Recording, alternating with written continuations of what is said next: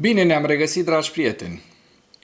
Ieri mă aflam la pădure, duminică fiind, cu familia, într-o plimbare, când am aflat vestea operațiunii SBU Spiderweb, care, după părerea mea, este cea mai mare operațiune și cea mai de succes operațiune a Ucrainei împotriva Rusiei de la începutul invaziei din 2022.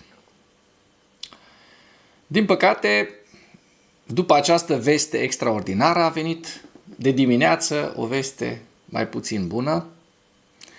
Au câștigat suveraniștii, extremiștii în Polonia. Am auzit multe comentarii că nu-i bai, că las că fi bine, că ăștia nu sunt ca și Simion. Sigur, nu sunt ca Simion și ca Georgescu nu cred că exista egal, nu exista pereche în Europa. Dar să nu uităm totuși că s-au folosit de propaganda, de dezinformația Kremlinului și au mințit polonezii, au spălat mințile polonezilor cu tot felul de prostii și baliverne pe care le folosește și gruparea MAGA din Statele Unite ale Americii. Astăzi o să vă prezint și o nouă știre cu ce se ocupă Donald Krasnov Trump în ultimul timp, cum propagă și el o dezinformare despre Biden.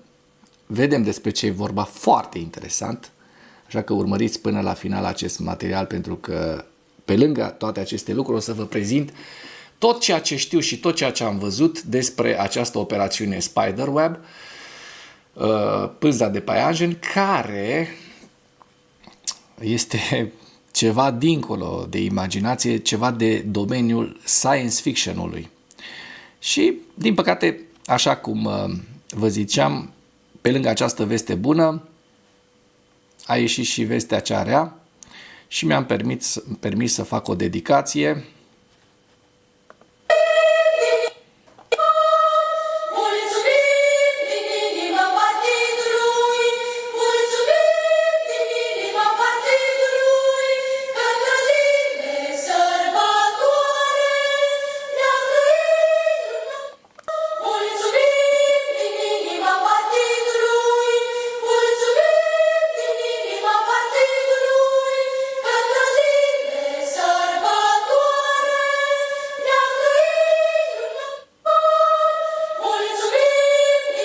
Bun.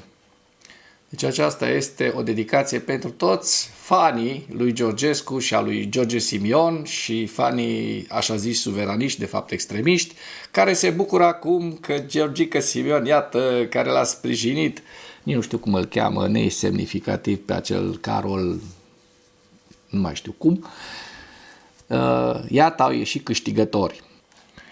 Și să vedem ce s-a întâmplat astăzi, ce s-a întâmplat ieri, înainte de a trece la subiectele importante ale analizei noastre de astăzi. Din niște containere, după ce ucrainenii au reușit să parcheze aproape de aerodromurile rusești niște tiruri, niște camioane dotate special cu drone și cu sisteme, îi vedem imediat despre ce e vorba, au început să bâzâie ca niște albinuțe niște drone ucrainene. Auziți, Maleati și Suca asta jură și de mamă și de... Лучше он коптером управляй, нахуй, грузовые и все. О, блядь. А это менты сшибают его, прикинь? Это какой-то пидорас. Автомата очередь, нахуй. О, нихуя себе дела, блядь. Оказывается, пидорас, оказывается. О, блядь. Înțelegem cu toți aceste înjurături, nu? Ёба, ну опять туда полетел, сука, в эту гущу. Ia, Вот еще alta. один, сука, пидорас. Вот он еще один пидорас. Nice. Au și început să explodeze unele pe acolo pe parcare.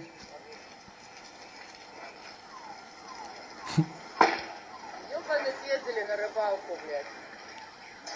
А я говорю,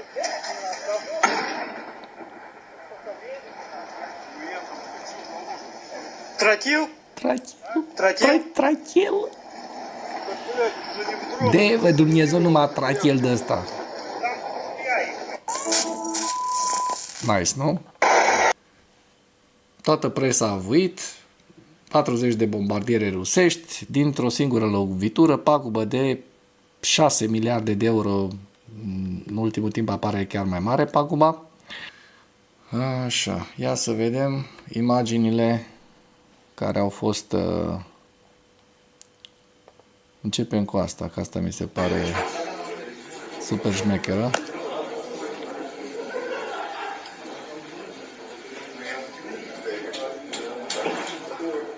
Da? Interesant. Hai să mergem mai departe. Это вот Localnicii filmează ceea ce s-a еще больше întâmplat стало гореть pe раза в 4. aerodromurile rusești. Vă arăt imediat și despre ce aerodromuri rusești este vorba. Оце так файно виглядає зараз аеродром Білая. Стратегічна ворожа авіація. Aviația strategică rusească. Оце так файно виглядає зараз аеродром Drăguț, nu? Білая. Стратегічна ворожа. Bun, să mergem mai departe. Ce-au mai încărcat oamenii? Uite, supărările. Supărarea când îmi vine. Тут пизда. Пизда. Тут пизда. Пизда. Ia uite. Drăguț, nu? Ia uite cum ard. Ca niște torțe. Оце так файно виглядає зараз. Bun. Eu zic să vedem și de unde vin, de unde li s-a tras beleaua la ruși. Bineînțeles, dacă stăteau ei frumos pe fundulețul lor. Iată, vedeți această imagine. Cum au lucrat ucrainenii. Stați așa. Vedem că au lovit 1, 2, 3, 4 baze rusești, 4 aerodromuri cu bombardiere strategice. După unele surse, peste 33%,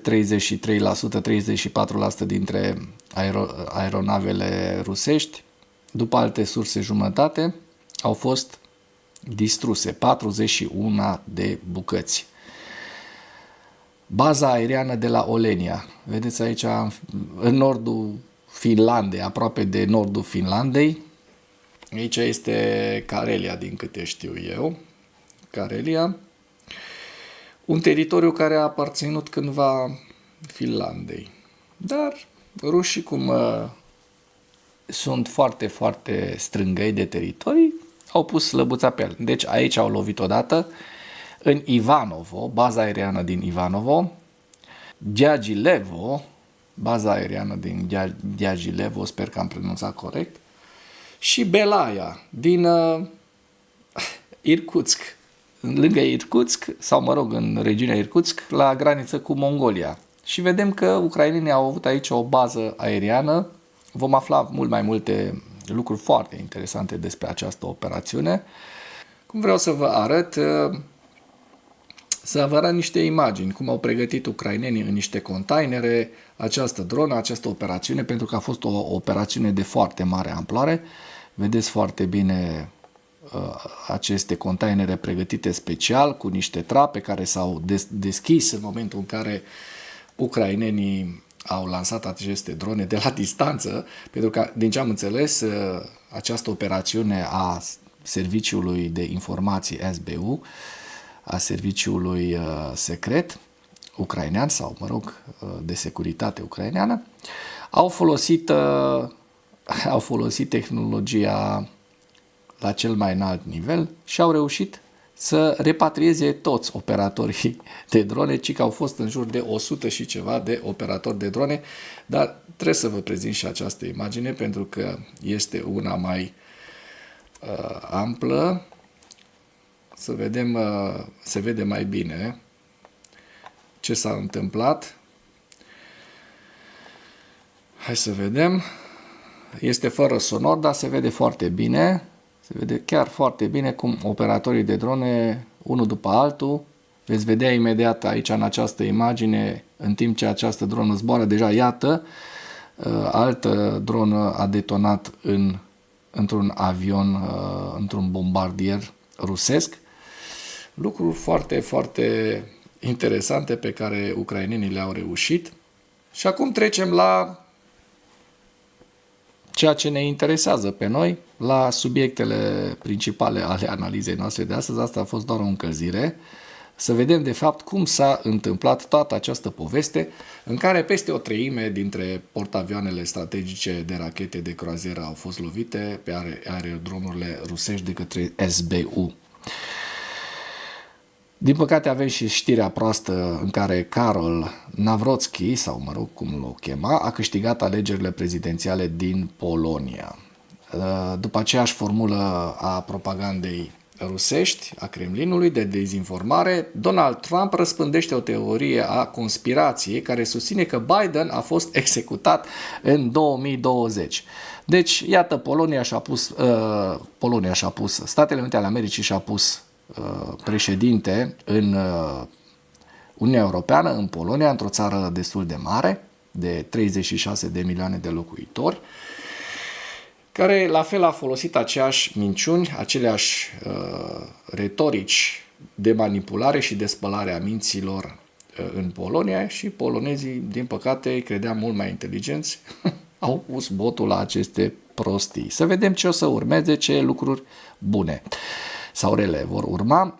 Vorbim despre o analiză a Kyiv Independent, despre dronele ucrainene care au atacat 40 de avioane rusești și au avariat 34% din bombardierele strategice. Pentru 7 miliarde de dolari, SBU a comentat rezultatele operațiunii web de distrugere a aviației strategice rusești. Vedem aici bazele pe care vi le-am prezentat, le discutăm în detaliu.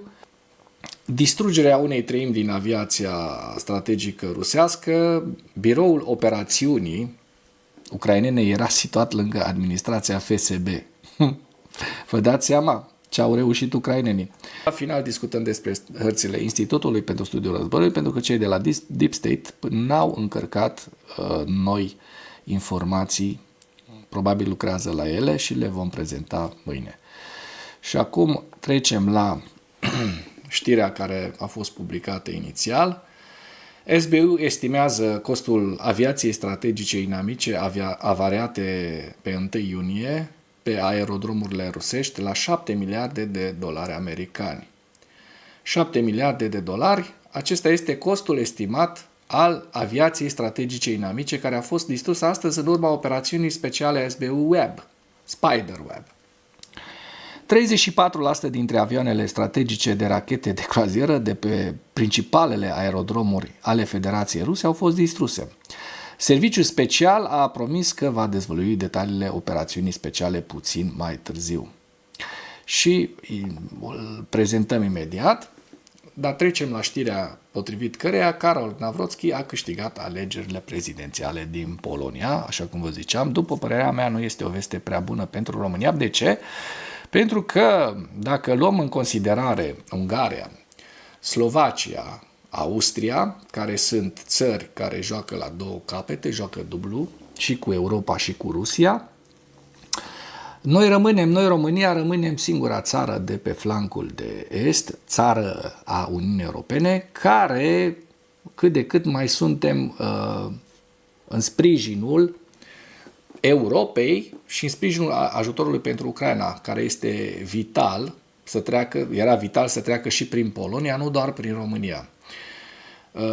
Nu știu, este și o chestie de câștigat, poate fi și o chestie de câștigat pentru România, poate să fie și o chestie din care putem pierde, nu știu, vom vedea. De ce putem câștiga? Pentru că fiind singurul pilon în momentul de față prin care Ucraina poate să fie ajutată, putem avea de câștigat economic și militar și putem pierde dacă, nu știu, vom fi ținta atacurilor dezinformației rusești în continuare și nu vom ști să le respingem, așa cum s-a dovedit că serviciile noastre de intelligence n-au fost la înălțime, au fost destul de depășite în această campanie. Deci, scrieți și voi în comentarii Ce credeți, va fi un avantaj pentru noi această singularitatea noastră în estul Europei sau va fi un dezavantaj și de ce credeți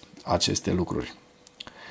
Comisia Electorală Națională din Polonia a publicat rezultatele numărării voturilor în 100% dintre secțiile de votare. Karol Nawrocki a câștigat alegerile prezidențiale. Pe baza prelucrării a 100% de date de la secțiile de votare, directorul Institutului Memoriei Naționale, Karol Nawrocki a primit 50,89% dintre voturi și a câștigat al doilea tur al alegerilor prezidențiale poloneze. Adversarul său, primarul Varșovei, Rafał Trzaskowski, a primit 49,11% dintre voturi, deci exact invers decât arătau sondajele ieri, exit pollurile, la închiderea urnelor. Conform datelor sondajelor, cum spuneam, la urne, în al doilea tur de alegerilor prezidențiale poloneze, Tarkovski a avut un avantaj minim de 50,3% din voturi. Da, bineînțeles că era în marja de eroare. Da, este un lucru care nu ne dă satisfacție. Și de ce nu ne dă satisfacție? Iată de ce nu ne dă satisfacție. Trump răspândește o teorie a conspirației care susține că Biden a fost executat în 2020. MAGA a susținut, trebuie să spunem acest lucru, a susținut candidatura suveranistului care a câștigat alegerile și deci are de sărbătorit în momentul de față. Iată cu ce se ocupă președintele american Donald Krasnov Trump, care a republicat pe contul său de socializare Truth Social o teorie a conspirației nefondată, conform căreia fostul președinte Joe Biden ar fi fost executat în 2020 și că în locul său se folosesc clone sau ființe robotice. Potrivit NBC News, sâmbătă seara, Donald Trump a distribuit pe rețeaua sa de socializare Truth Social o postare a unui utilizator anonim care susținea că Joe Biden a fost executat în 2020 și că a fost înlocuit de o clonă, o dublură și o ființă robotică fără suflet sau minte. Postarea originală a fost creată de un cont anonim cu 5.000 de urmăritori care postează în mod regulat teorii ale conspirației absurde. Trump a distribuit un link către postarea celor aproape 10 milioane de urmăritori ai săi, fără a oferi nicio explicație sau context, a relatat NBC News. Publicația reamintește că nu este prima dată când Trump răspândește dezinformare și teorii ale conspirației nedemonstrate. În trecut, el a răspândit afirmații false despre presupusele fraude în alegerile din 2020, a pus la îndoială cetățenia fostului președinte Barack Obama și a făcut afirmații despre imigranții haitieni care mănâncă animale de companie, toate acestea fiind infirmate în mod repetat. Aș mai aminti și faptul că Trump a dat sfaturi în pandemie și mulți au ajuns la urgențe să bea oamenii pentru a scăpa de COVID, să bea înălbitor. Să nu uităm și acest aspect. Cercul apropiat al lui Trump a răspândit de asemenea teorii ale conspirației, unii oficiali de rang înalt din administrația sa, răspândind dezinformare despre vaccinuri sau despre așa numitul stat profund, Deep State. Chirurgul general Robert Kennedy Jr. a repetat anterior afirmație infirmată conform căreia vaccinul împotriva rujeolei, oreionului și rubeolei provoacă autism, iar directorul adjunct al FBI au răspândit afirmația că administrația Biden și Deep State-ul, statul profund, foloseau FBI-ul ca armă împotriva lui Trump. Deci ca să vedem despre ce fel de oameni este vorba, știți proverbul ăla, spunem cu cine te întovărășești ca să spun cine ești. Exact așa și acest Donald Trump și viitorul președinte al Poloniei. Ultimele noutăți, dronele ucrainene au atacat peste 40 de avioane rusești și au avariat 34% dintre acestea. Operațiunea Serviciului de Securitate al Ucrainei SBU, care a folosit drone cu vedere la persoană întâi, FPV, introduse ilegal în interiorul unor aerodromuri rusești și ascunse în camioane, a lovit 41 de bombardiere grele rusești Pe 4 aerodromuri din țară, a declarat o sursă din cadrul agenției pentru Kyiv Independent pe 1 iunie. Operațiunea cu numele de cod Pânză de Păianjen, SBU Spiderweb, a fost planificată timp de mai bine de un an și jumătate și a dat o lovitură majoră capacității Moscovei de a ataca orașele ucrainene. Potrivit SBU, operațiunea cu drone a dus la pagube de 7 miliarde de dolari și a scos din uz 34% dintre bombardierele cu rachete de croazieră din bazele aeriane rusești cheie. SBU a transportat mai întâi dronele FPV în Rusia, iar ulterior pe teritoriul Federației Ruse, dronele au fost ascunse sub acoperișurile unor cabine mobile din lemn, deja amplasate pe camioane, a declarat sursa. Cât de ingenios! La momentul potrivit, acoperișurile cabinelor au fost deschise de la distanță, iar dronele au zburat pentru a lovi bombardierele rusești. Operațiunea a vizat mai multe baze aeriene, inclusiv Belaya din Irkutsk, Olenia din Murmansk, Diaghilev din Riazan, Ivanovo din regiunea Ivanovo. În prezent se știe că peste 40 de aeronave au fost lovite, inclusiv A-50, Tu-95, Tu-22, M3, a adăugat sursa. Președintele Zelensky a lăudat rezultatele operațiunii cu drone, numind-o absolut genială. Serviciile secrete ucrainene au promis să dezvăluie în curând mai multe detalii și au promis că vor continua să alunge forțele rusești de pe teritoriul ucrainean. Vom ataca Rusia pe mare, în aer și la sol și dacă va fi nevoie îi vom trimite și din subteran, a declarat SBU. 7 miliarde de dolari. SBU a comentat rezultatele operațiunii web de distrugere a aviației rusești. Vedem această hartă și o să vă las link-ul în comentarii pentru că este foarte, foarte interesant și acest articol. Este interesant pentru că nu vreau să repet aceleași informații pe care le-am dat, dar sunt anumite detalii interesante în acest link și poate îl parcurgeți. Distrugerea unei treimi din aviația strategică rusească, iar un foarte, foarte interesant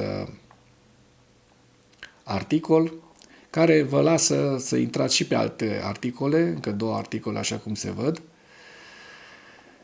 3 de fapt, în care puteți să aflați lucruri care vă interesează. Bun, mergem pe repede înainte pe evaluarea campaniei ofensive rusești la 1 iunie, potrivit Institutului pentru Studiul Războiului. Nu o să mai comentăm, vă mai prezint o dată harta cu atacurile cu drone ucrainene asupra bazelor rusești și trecem la hărțile Institutului.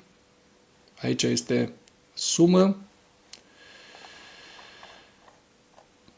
Harkov, Lugansk, Donetsk, Toretsk, Zaporojie și Herson.